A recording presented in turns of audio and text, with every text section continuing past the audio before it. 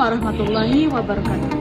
Halo semuanya, kenalkan nama saya Suci Ramadhania dengan NIM 0603 1282429033 dari program studi pendidikan ekonomi. Tujuan dari pembuatan video ini yaitu untuk memenuhi tugas ulangan akhir semester mata kuliah perkembangan pasca didik yang diampu oleh Ibu dosen yang terhormat Ibu Dewi Pratita SPD MPD. Assalamualaikum warahmatullahi wabarakatuh. Selamat sore Bu. Sore. Terima kasih banyak atas kesediaannya meluangkan waktu untuk berbincang bersama saya. Perkenalkan, nama saya Suci Ramadhania, mahasiswi Universitas Sriwijaya yang sedang mengerjakan tugas UAS mata kuliah perkembangan peserta didik. Nah, dalam wawancara ini saya ingin mendengar pandangan dan pengalaman Ibu mengenai perkembangan kognitif, sosial, emosional, dan moral terhadap siswa sekolah, khususnya sekolah yang Ibu ajarkan tadi. Apakah Ibu bersedia untuk bicara? Oke. Nah, sebelum saya mewawancara Ibu, boleh Ibu perkenalkan diri terlebih dahulu, mulai dari nama Ibu siapa, profesi Ibu, dan pengalaman berapa tahun Ibu mengajar di sekolah Ibu sana. Oke, terima kasih. Perkenalkan, nama saya Nugraini Pratiwi. Saya selaku guru kelas 5 di SD Negeri 1 Tanjung Raja, Kabupaten Ogan Ilir. Saya sudah jadi guru kelas untuk kelas 5 itu sekitar 5 tahun, kurang lebih 5 tahun setelah pengalaman. Nah, selain saya guru di SD 1 Tanjung Raja, saya juga sebagai pembina di rumah belajar. Terima kasih Bu atas perkenalan. Oke, langsung saja ya. Untuk pertanyaan pertama Bu, menurut pendapat Ibu, bagaimana Ibu melihat perkembangan kognitif siswa-siswa yang Ibu ajar di sekolah saat ini? Perkembangan kognitif, kalau perkembangan kognitif berdasarkan pengalaman saya secara pribadi, mereka itu sebenarnya sudah cukup baik, sudah cukup mengenal konsep-konsep pembelajaran di sekolah. Hanya saja ada beberapa siswa yang memang belum memahami konsep dasar seperti di mata pelajaran matematika. Contohnya di bagian perkalian atau pembagian itu ada sedikit siswa yang belum memahami perkalian ataupun pembagian. Nah, itu yang saya usaha kami sebagai guru untuk memperbaiki atau membantu siswa untuk bisa konsep dasar matematika. Jadi untuk pemahaman kognitif ini hanya sebagian siswa saja. Sebagian besar yang paham. Terima kasih Bu.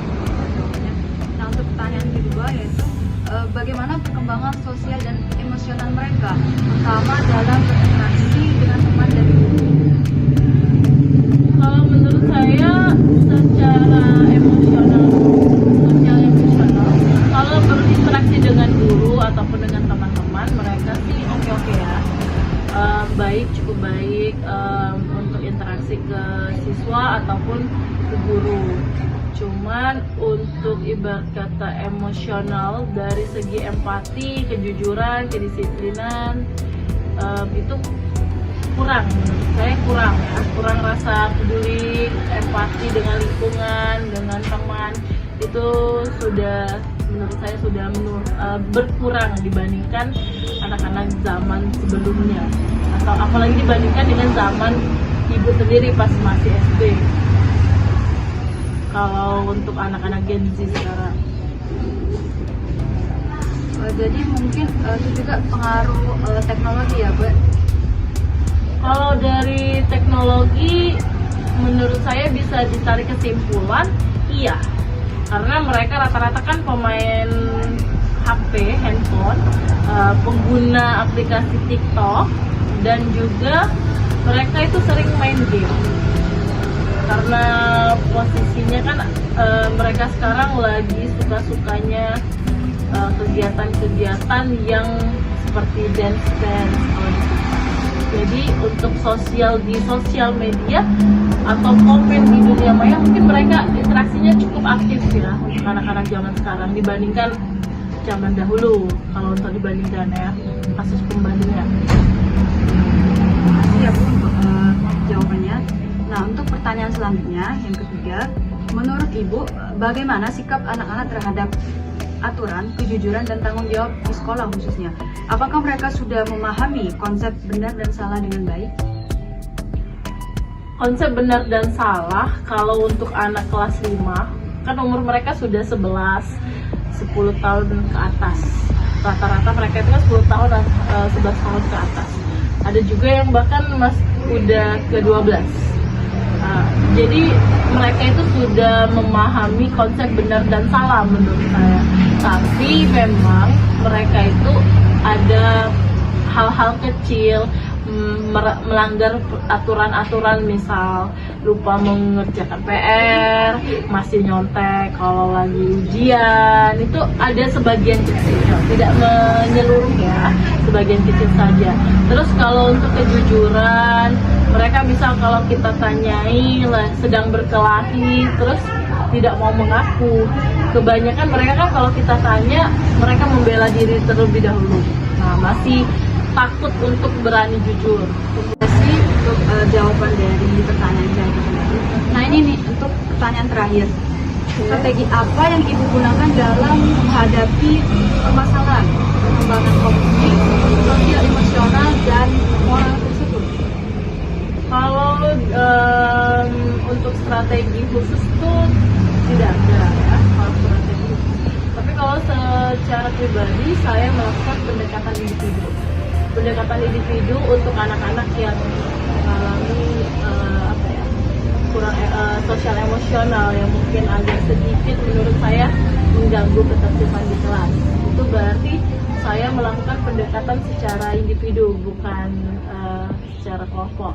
Nah, kalau untuk masalah konsep matematika atau kognitif yang saya jelaskan di awal, itu saya melakukannya dengan mengajak anak-anak itu diskusi kelompok, bisa mencari atau menghafal perkalian, belajar tentang perkalian dan pembagian, bagi tugas, atau membuat permainan-permainan matematika.